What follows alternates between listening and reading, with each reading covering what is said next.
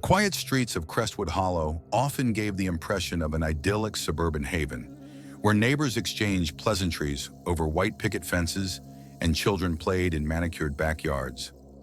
Yet, as often happens in places of such outward serenity, darkness brewed beneath the surface, hidden behind drawn curtains and polite smiles. It was a close-knit community, the kind where families spent weekends at church picnics or attending bake sales organized by local volunteers. Among them were two households that often caught the attention of their neighbors, not for scandal, but for how ordinary they seemed.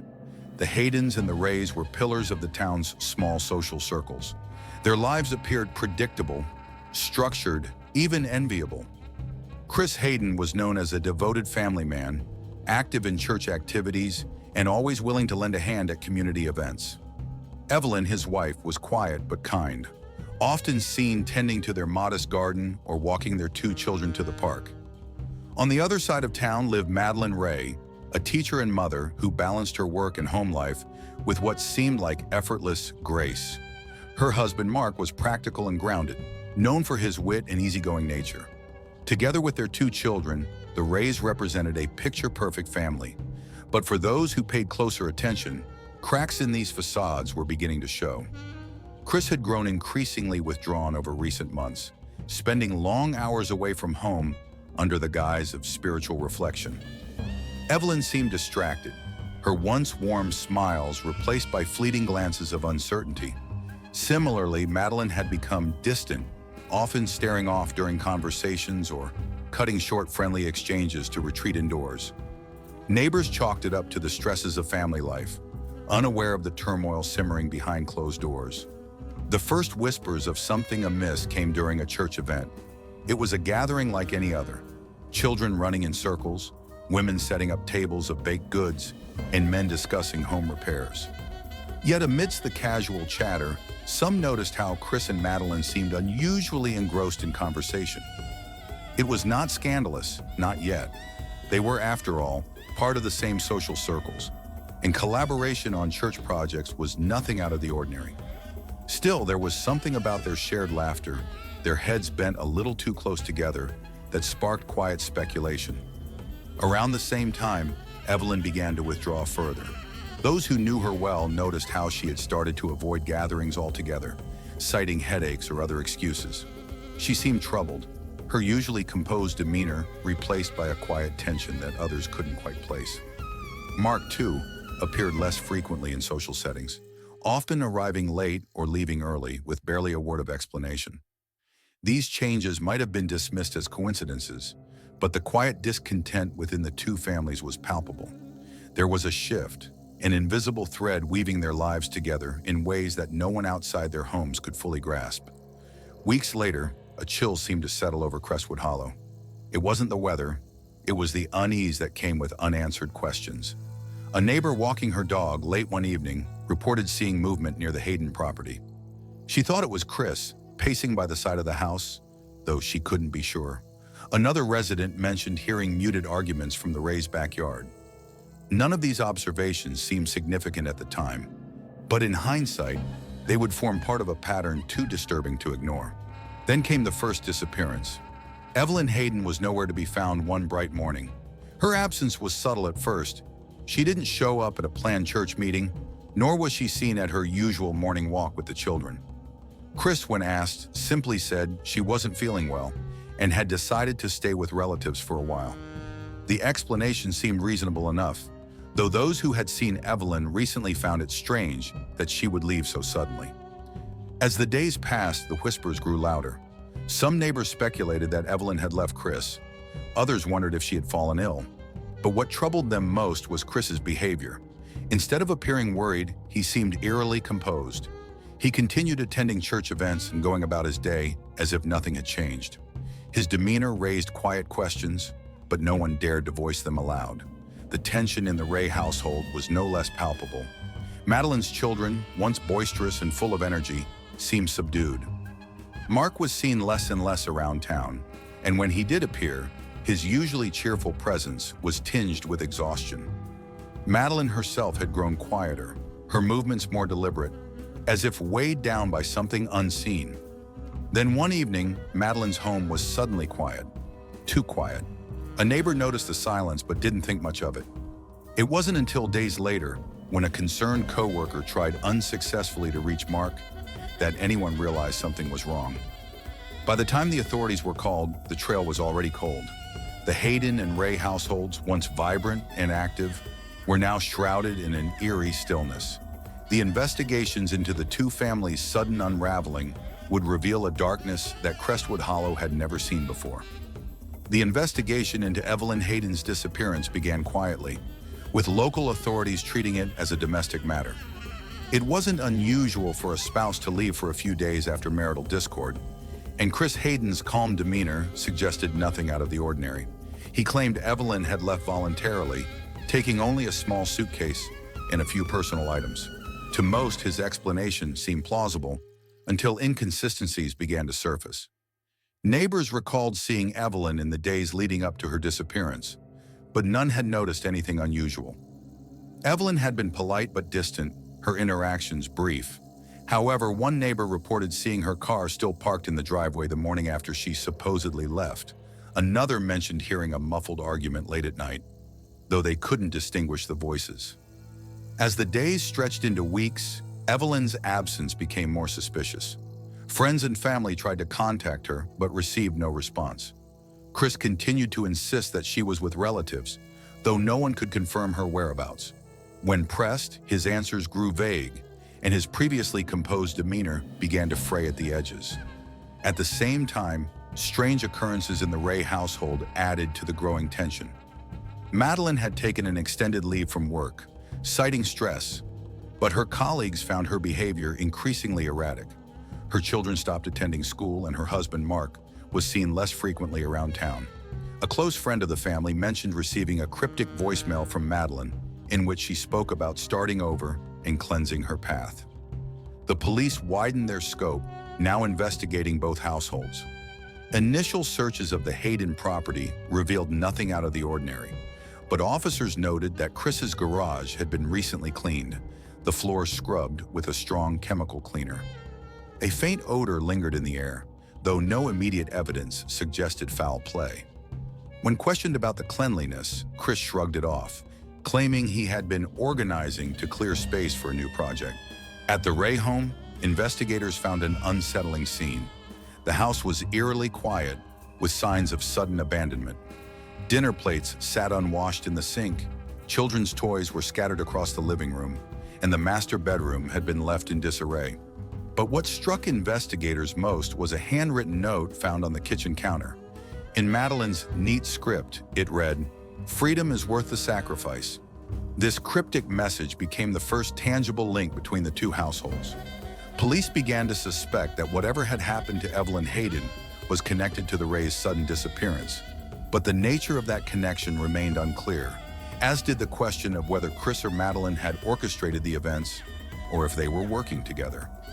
As the investigation deepened, evidence began to trickle in. Surveillance footage from a nearby gas station showed Chris's car leaving his driveway late at night on the same evening Evelyn was last seen. The footage captured a figure in the driver's seat, but was too grainy to determine if anyone else was in the car. The vehicle was later spotted returning to the property several hours later, but again the details were inconclusive. Simultaneously, a tip came in from a hiker who had been exploring the wooded area near Crestwood Hollow.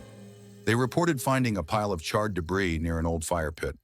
Police arrived on the scene and uncovered fragments of what appeared to be burned clothing, as well as bone fragments that were sent to the lab for analysis. The discovery raised more questions than answers, but the connection to the Hayden and Ray families was undeniable. The case gained traction when forensics confirmed that the bone fragments found in the woods were human, though the identities had yet to be established. Investigators pieced together a preliminary timeline, identifying a 3-day window in which both Evelyn and the Rays had vanished. The overlap suggested a coordinated effort, but the motive remained elusive. Meanwhile, whispers among the community grew louder. Some speculated that Chris and Madeline had run off together, leaving chaos in their wake. Others believed they were victims of a larger conspiracy, perhaps tied to the strange religious beliefs Chris had been known to discuss in hushed tones. But as the evidence mounted, it became clear that this was no mere disappearance. Someone had orchestrated these events with chilling precision, and the answers lay buried in the secrets of the Hayden and Ray households. The dense woods near Crestwood Hollow became a focal point of the investigation. The discovery of human remains, paired with peculiar artifacts and symbols, painted a sinister picture. Yet for all their efforts, law enforcement was left with more questions than answers. The identities of the victims were yet to be confirmed, and the purpose of the gruesome rituals remained shrouded in mystery. The forensic team worked tirelessly at the scene, carefully cataloging every piece of evidence. The fragments of charred clothing and bone found near the fire pits suggested an intentional act, one designed to erase traces of the crime. The crude symbols etched into the trees, a combination of circles, triangles, and abstract shapes, added an eerie layer to the scene. To many, they resembled the kind of markings found in obscure cult practices. A short distance from the fire pit, the search team uncovered another chilling artifact. A weathered book, its cover charred but legible enough to reveal a cryptic title, The Path to Renewal. The book's pages were filled with handwritten notes, prayers, and instructions that seemed to outline steps for purification. It spoke of severing ties with the physical world and freeing the soul through acts of sacrifice. While the language was vague, it hinted at beliefs that justified acts of violence as a means of spiritual cleansing.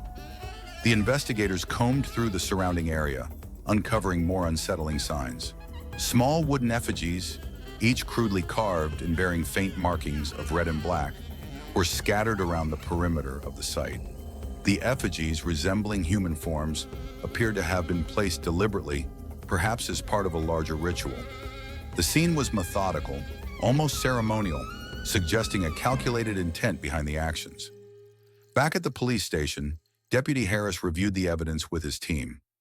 The findings were too specific to be random acts of violence, yet there was no clear link to any individual or group. The investigation had reached a critical juncture.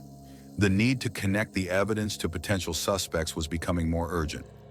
While Harris was wary of jumping to conclusions, he couldn't ignore the whispers circulating through the community. Several residents reported unusual behavior in the weeks leading up to the disappearances.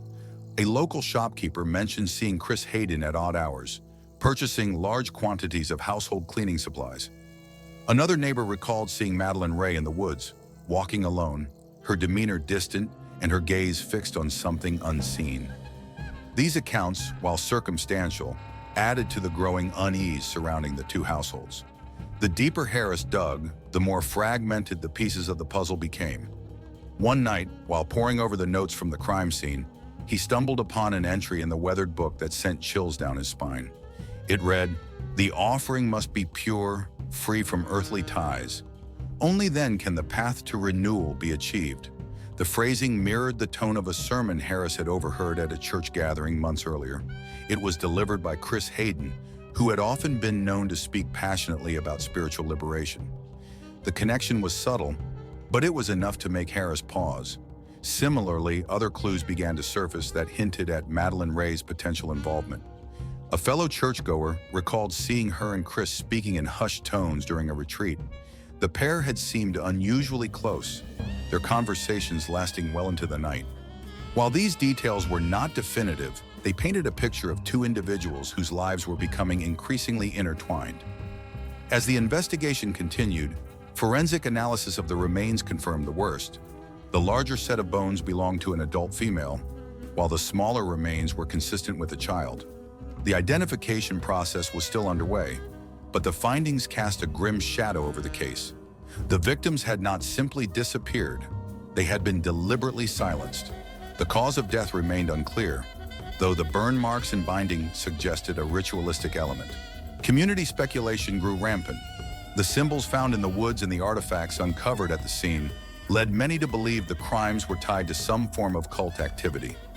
Some residents whispered about Chris Hayden's increasingly erratic sermons, while others pointed to Madeline's cryptic note about sacrifice.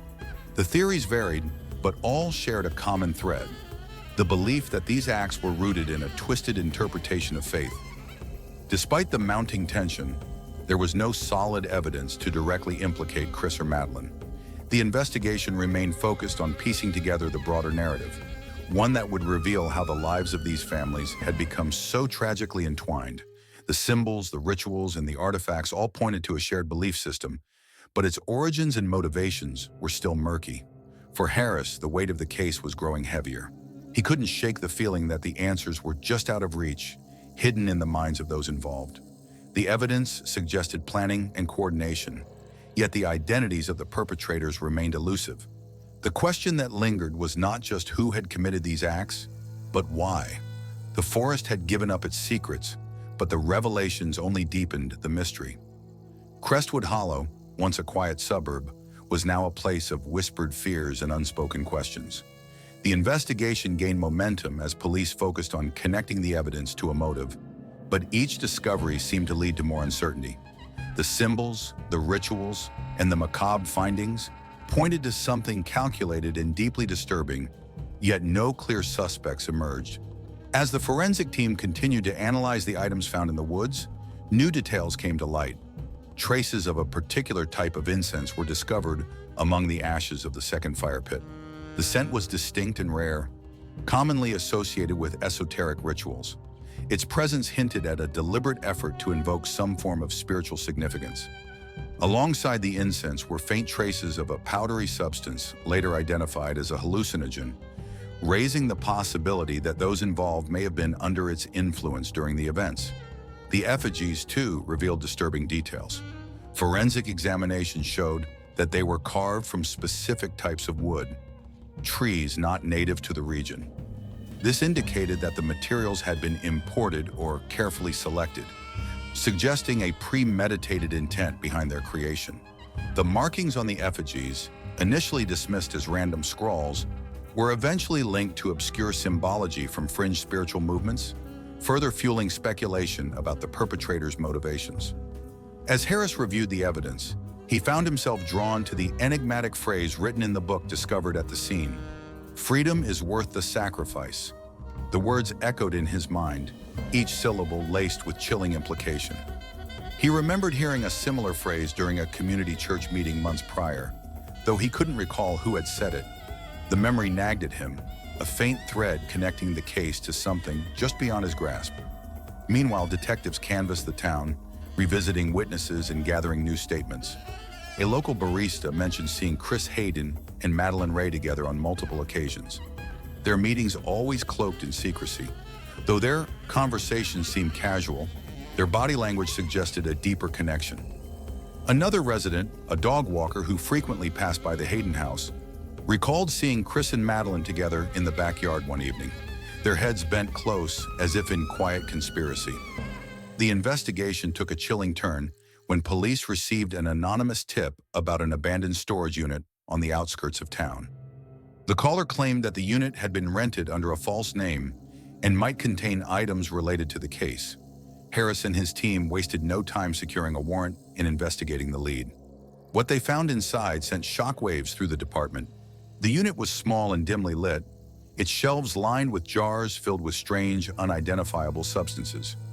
In the center of the room was a wooden table, its surface stained and carved with the same symbols found in the woods. Resting atop the table was a single candle, its wax melted into the grooves of the carvings. Scattered around were pages torn from the book The Path to Renewal, each marked with annotations in hurried, uneven handwriting. But the most disturbing discovery was a collection of photographs tucked into a metal box beneath the table. The images were grainy, seemingly taken with an old camera, and depicted various stages of what appeared to be rituals. Fires burned in the background as shadowy figures stood in a circle, their faces obscured by hoods. Among the photos was a shot of the wooden effigies arranged in a line, their markings glowing faintly under the flickering flames. Back at the station, Harris and his team struggled to piece together the growing mountain of evidence. The storage unit provided a chilling glimpse into the mindset of the perpetrators, but it offered no definitive link to Chris or Madeline. Yet the connections were becoming harder to ignore. The symbols, the rituals, and the cryptic writings all pointed to individuals deeply immersed in a belief system that justified their actions as a means to achieve enlightenment. As Harris sifted through the photographs, one image caught his attention. It was a close-up of a hand holding an effigy, the fingers curled tightly around the wooden figure. A faint scar ran across the back of the hand, a detail that seemed oddly familiar. Harris couldn't shake the feeling that he had seen it before, though he couldn't place where. The detail was too vague to act on, but it planted a seed of suspicion that refused to be ignored. The investigation also began to focus on the victims. DNA analysis confirmed that the adult remains found in the woods belonged to Evelyn Hayden, though the identities of the child remains were still pending. The confirmation sent a ripple of shock through the community, forcing neighbors to confront the reality that someone among them was capable of such a heinous act. Rumors swirled, fueled by the growing tension. Some speculated that Chris had been involved, citing his increasingly erratic behavior and his outspoken beliefs. Others pointed fingers at Madeline, whose sudden withdrawal from public life had not gone unnoticed. Yet for all the speculation, there was no hard evidence tying either of them to the crime. As Harris prepared for another long night of sifting through evidence, he couldn't help but feel the weight of the case pressing down on him. The symbols, the rituals, and the cryptic writings all pointed to a shared ideology, one that justified the unthinkable in the name of spiritual renewal. Yet the identities of those responsible remained maddeningly out of reach. The answers, Harris knew, were buried somewhere in the tangled web of connections between Chris, Madeline, and the victims. But unearthing the truth would require unraveling the darkest corners of their lives, exposing the secrets they had worked so hard to conceal. The discoveries in the woods and the storage unit had placed the investigation on a knife's edge. The air in Crestwood Hollow was thick with suspicion, and the community's whispers became louder as police efforts intensified. For every question the investigation answered, two more emerged, each more unsettling than the last. The forensic team worked to decode the symbols and texts found at the crime scenes. Experts identified the writings as a patchwork of obscure spiritual doctrines, blending elements of self-styled enlightenment with rituals that bordered on the occult. The common theme was purification, acts designed to sever emotional and physical ties in pursuit of spiritual rebirth. While chilling, these revelations did little to illuminate who had orchestrated the gruesome acts. Meanwhile, a new lead emerged from an unlikely source. A neighbor who lived 2 houses down from the Haydens came forward with a story that sent ripples through the investigative team. She claimed to have seen Chris Hayden and Madeline Ray together several times in the months leading up to Evelyn's disappearance. Their interactions, she said, appeared unusually intense for casual acquaintances. Once, she even spotted Chris leaving Madeline's home late at night, his expression unreadable under the dim glow of the streetlights. Though the neighbor's account was anecdotal, it added fuel to the growing theory that Chris and Madeline's lives were more entwined than they appeared. Investigators began to scrutinize their histories, looking for any connection beyond shared community events and church gatherings. As the days wore on, Harris couldn't ignore the weight of mounting circumstantial evidence. While Chris had maintained an outwardly composed demeanor, his actions grew increasingly erratic under the strain of the investigation. He attended fewer public events and became uncharacteristically reclusive, avoiding even those he had once called friends. Madeline, too, had withdrawn further into herself, her usual warmth replaced by a cold detachment that left those around her uneasy. Digging deeper, detectives uncovered financial records that hinted at an unusual connection between the two households. Chris's bank statements revealed transactions at a luxury hotel outside town, coinciding with weekends when Madeline had reportedly left town for work retreats. While the records were not explicit proof of wrongdoing, they hinted at a secret life that neither Chris nor Madeline had disclosed. Adding to the intrigue, Harris's team uncovered phone records showing frequent late-night calls between Chris and Madeline. The conversations, often lasting hours, spanned weeks before and after Evelyn's disappearance. Harris couldn't shake the feeling that these calls held the key to understanding the events that had unfolded. While these revelations painted a picture of potential betrayal, the question of motive remained elusive. Then a breakthrough came from an unexpected direction. A local handyman hired to repair the fence at the Ray residence came forward with a curious observation. On the day after Evelyn was last seen, he noticed Chris and Madeline talking in the backyard. Their conversation was inaudible, but their body language suggested a heated exchange. The handyman recalled seeing Chris place a small package into the trunk of his car before driving away, leaving Madeline standing alone. her arms crossed tightly as if shielding herself from an unseen chill. The handyman's account sent a ripple of anticipation through the investigative team. It was the first concrete indication that Chris and Madeline might have been working together in some capacity. Yet without direct evidence tying them to the crime scenes, their roles remained frustratingly ambiguous. Harris turned his attention back to the storage unit. Among the photographs retrieved, one image continued to haunt him, the close-up of a hand holding an effigy. Something about the scar on the hand tugged at his memory, though he still couldn't place it. The effigy itself, with its intricate carvings and faint traces of red paint, seemed almost accusatory, as if it held secrets just out of reach. The more Harris studied the image, the more he began to see connections between the rituals described in the book and the events unfolding in Crestwood Hollow.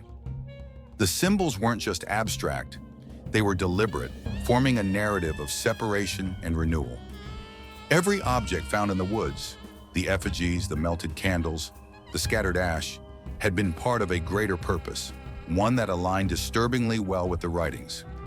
In a bid to understand the deeper implications of the case, Harris consulted with a cultural anthropologist specializing in fringe spiritual movements. The expert explained that such rituals often served as a psychological mechanism for justifying extreme actions. By framing acts of violence as sacrifices, perpetrators could rationalize their behavior as necessary for achieving a higher goal. The anthropologist noted that the rituals described in the book bore striking similarities to a little-known sect that emphasized purification through loss. While the sect had no formal presence in Crestwood Hollow, its ideology could have been adopted and distorted by individuals seeking personal absolution. The anthropologist's analysis cast a grim light on the case. If Chris and Madeline were indeed involved, their actions were not merely criminal, they were the culmination of a shared delusion that had spiraled into violence. But the exact nature of their relationship and the extent to which they had influenced each other remained maddeningly unclear. As the chapter drew to a close, Harris found himself staring at a growing list of questions. What had driven Chris and Madeline to such extremes, if indeed they were involved? How had their relationship evolved from casual acquaintances to something that appeared so dangerously entwined? And most pressing of all, how many more secrets lay buried in the shadows of Crestwood Hollow? The town of Crestwood Hollow buzzed with whispers and suspicion, its once placid streets now tinged with unease. The revelations from the ongoing investigation had shaken the community, leaving everyone grappling with the horrifying notion that the idyllic facade of their town concealed something far more sinister.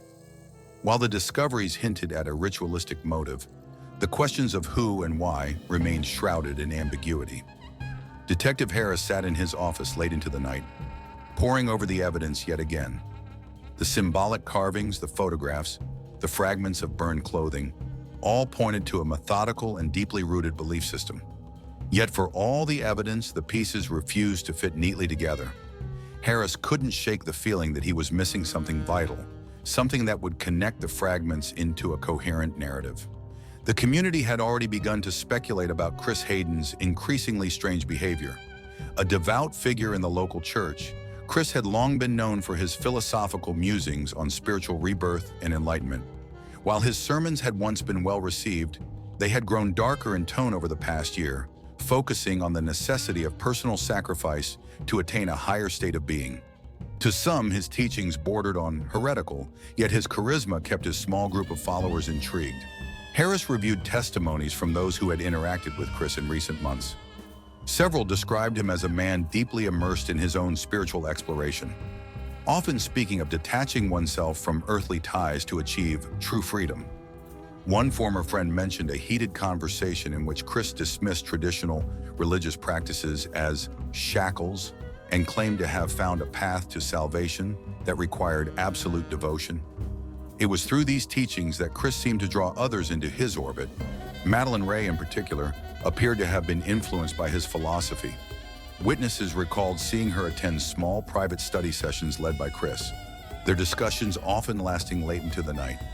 While these gatherings were ostensibly about spiritual growth, some noted the intensity of their interactions, describing how Madeline's demeanor shifted over time, from hesitant participant to fervent believer. The deeper Harris dug into Chris's past, the more questions emerged. A search of Chris's public writings and sermons revealed a recurring theme of purification through loss. In one passage, he wrote, "The greatest obstacles to enlightenment are the bonds we forge with this world. To transcend, we must release what holds us down, no matter the cost." The words, while cryptic, align disturbingly well with the evidence found in the woods. Madeline's involvement also became increasingly difficult to ignore. Once regarded as a devoted wife and mother, her sudden withdrawal from social circles and erratic behavior in the weeks leading up to the disappearances painted a starkly different picture. Friends reported that she had become obsessed with the idea of starting over, often speaking in abstract terms about cleansing and renewal. Yet for all the suspicions surrounding Chris and Madeline, no direct evidence tied them to the crimes. Their public lives remained carefully maintained, with no obvious missteps to betray their private turmoil. Harris knew he needed something concrete to move forward, but each lead seemed to dissolve under scrutiny, leaving only the shadow of doubt. A breakthrough of sorts came when investigators analyzed the annotations found in the book, The Path to Renewal. The handwriting in the margins matched samples taken from Chris's personal journals, confirming his connection to the text. However, the annotations themselves raised new questions. While some were theological musings, others were far more unsettling, referencing ritual preparation and the shedding of earthly ties. One note in particular caught Harris's attention. The ultimate test is one of faith. Only those who act without hesitation will be freed. The note suggested a chilling level of conviction, one that could explain the calculated nature of the crimes. But it also hinted at collaboration, as if Chris were not acting alone. The language, Harris noted, was similar to phrasing Madeline had been heard using in conversations with her friends, though no one could confirm where she had learned it. As the investigation expanded, detectives uncovered more circumstantial evidence connecting Chris and Madeline. Surveillance footage from a convenience store captured them purchasing supplies together, candles, matches, and cleaning products, just days before Evelyn's disappearance. While the footage didn't prove wrongdoing, it added weight to the theory that their lives had become increasingly intertwined. The most chilling discovery came when Harris revisited the timeline of events. Phone records showed that Chris and Madeline had exchanged a flurry of calls on the night Evelyn was last seen, their conversations lasting until the early hours of the morning. The content of these calls remained unknown, but their timing was suspicious, aligning almost perfectly with the estimated time of Evelyn's disappearance. Despite the mounting evidence, Harris was careful not to draw premature conclusions. The investigation remained plagued by gaps and ambiguities, and the lack of a clear motive kept the case frustratingly opaque. Yet the patterns were undeniable. The symbols, the rituals, the writings, all pointed to a belief system that justified acts of violence as necessary sacrifices for spiritual ascension. The community, meanwhile, struggled to come to terms with the growing darkness in their midst. Many whispered about Chris's teachings, describing them as dangerously persuasive. Others questioned Madeline's sudden transformation, noting how quickly she had embraced ideas that seemed to defy logic. Yet without definitive proof, the truth remained tantalizingly out of reach. As the chapter drew to a close, Harris found himself standing at the edge of the woods where the remains had been discovered. The air was heavy with the scent of pine and damp earth, but beneath it lingered the faint, acrid odor of burned flesh, a grim reminder of the horrors that had unfolded here. The evidence pointed to Chris and Madeline, but the absence of definitive proof kept their roles frustratingly ambiguous. Harris knew that the answers lay not just in the evidence, but in understanding the minds of those involved. To uncover the truth, he would need to delve deeper into the fractured faith and forbidden desires that had driven these lives to the brink of destruction. The pieces of the puzzle were beginning to align, yet the image they formed was darker and more complex than anyone in Crestwood Hollow could have anticipated. With every lead followed and every fragment of evidence analyzed, the investigation began to unveil not just the acts of violence, but the twisted convictions that had driven them. Detective Harris, though methodical and patient, felt the weight of a truth that was both horrifying and inevitable. The answers were hidden in the hearts of those who had sought freedom through destruction. The first major breakthrough came when forensics matched the handwriting found in The Path to Renewal with samples taken from both Chris Hayden and Madeline Ray. The annotations were eerily similar, filled with references to sacrifices and purity of spirit. This connection was further bolstered by the discovery of additional writings in the storage unit, which appeared to be a manifesto of sorts, a fragmented collection of thoughts and prayers about cleansing one's life of tainted ties. As Harris pored over the manifesto, one phrase leapt off the page. To ascend, one must sever every bond, no matter how sacred. The words were chilling in their finality, echoing the beliefs Chris had shared in his sermons and private gatherings. Harris couldn't ignore how this ideology seemed to justify the atrocities uncovered in the woods, nor could he dismiss the role Madeline seemed to have played in adopting and amplifying these ideas. The investigation began to paint a clearer picture of Chris and Madeline's relationship. Witnesses described their connection as intense and all-consuming, with the two frequently meeting under the guise of spiritual study. What had started as shared theological discussions had evolved into something far more personal. Madeline's friends recalled her speaking about Chris with an almost reverential tone, describing him as a guiding light who had helped her see the truth about her life. Her devotion was palpable, her language increasingly laced with terms like renewal and sacrifice. Chris, for his part, appeared equally drawn to Madeline, though his motivations seemed more calculated. Investigators uncovered emails between the two that hinted at a shared plan, though the details remained elusive. In one message, Chris wrote, "We cannot move forward until the slate is clean. Every choice must be deliberate, every action purposeful. Only then can we truly begin." The message was vague, but its implications were clear. Chris and Madeline were working toward a goal that required radical, irreversible decisions. The second revelation came from a deeper analysis of the financial records. Transactions from Chris's account revealed the purchase of items that matched those found in the woods. Candles, ropes, and even the rare type of incense detected at the scene. While these purchases were not inherently incriminating, their timing aligned suspiciously with the estimated dates of the murders. Similarly, Madeline's financial records showed unexplained withdrawals that investigators suspected were used to fund their shared activities. Harris also revisited the timeline of events surrounding Evelyn Hayden's disappearance. Phone records confirmed that Chris and Madeline had been in constant communication during this period, their calls increasing in frequency and intensity in the days leading up to Evelyn's last known sighting. Surveillance footage showed Chris purchasing cleaning supplies and leaving his property late at night, while Madeline was spotted near the woods on multiple occasions. These revelations led Harris to a grim hypothesis. Evelyn's murder had been orchestrated as the first step in Chris and Madeline's twisted vision of spiritual renewal. The rituals, the sacrifices, and the writings all pointed to a belief system that demanded complete detachment from worldly ties, starting with those closest to them. Madeline's role in the murders also became clearer.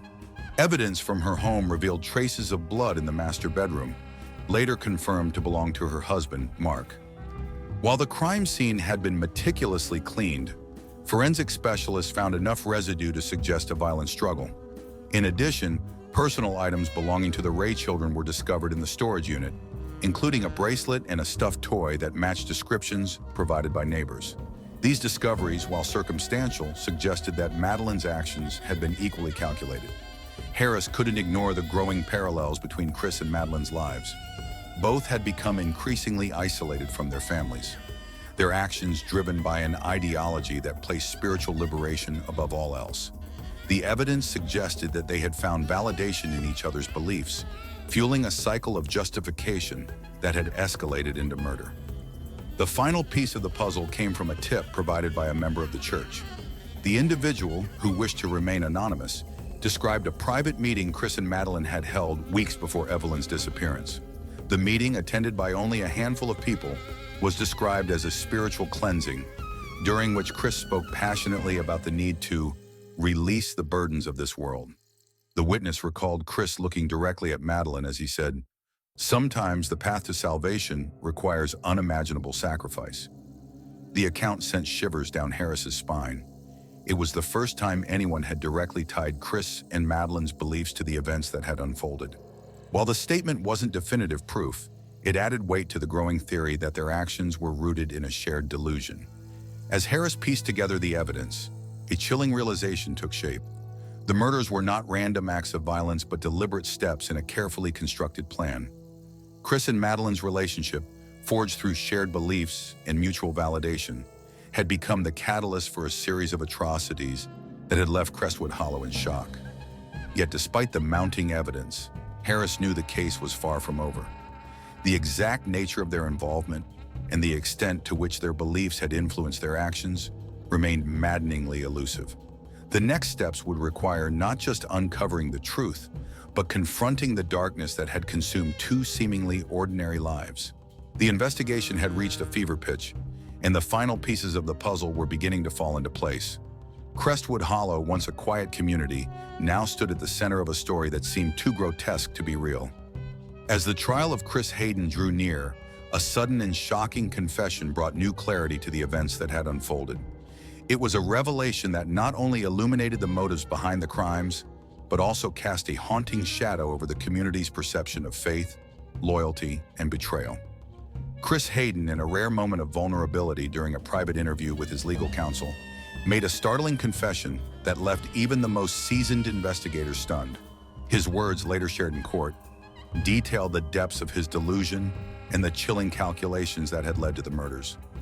Chris admitted that his actions were not born solely from spiritual conviction, but were also fueled by an obsessive desire to be with Madeline Ray, a desire that had consumed him to the point of no return. "I believed she was my salvation," Chris said.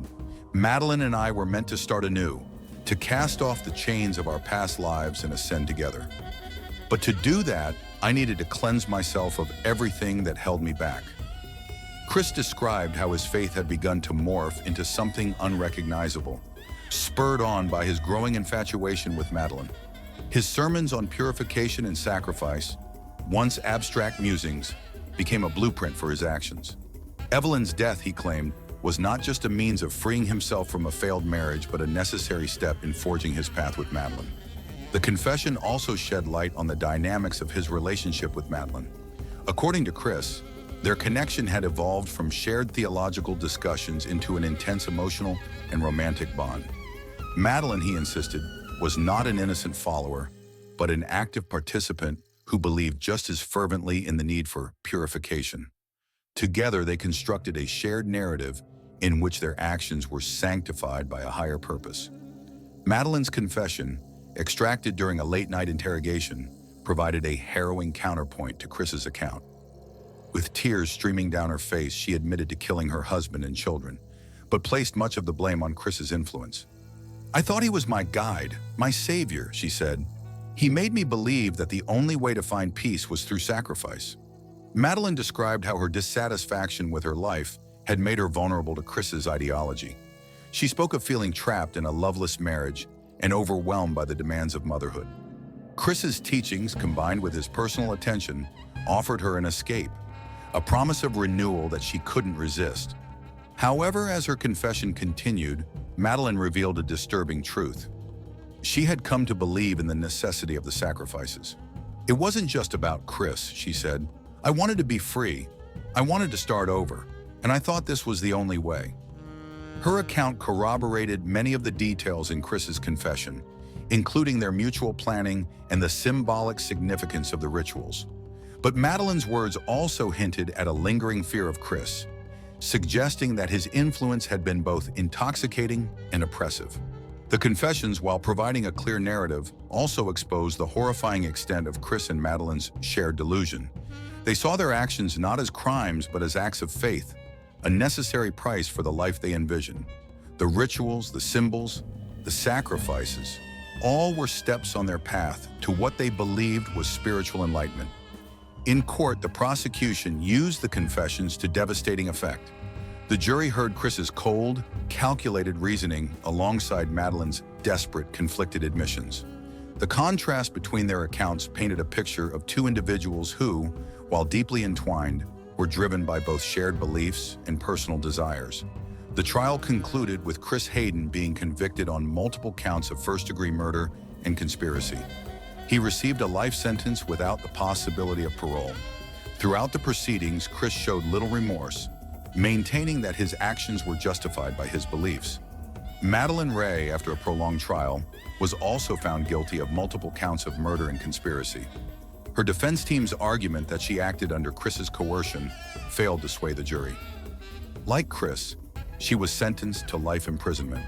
The courtroom fell silent as the sentences were read, the weight of justice tempered by the knowledge that no verdict could undo the horrors committed.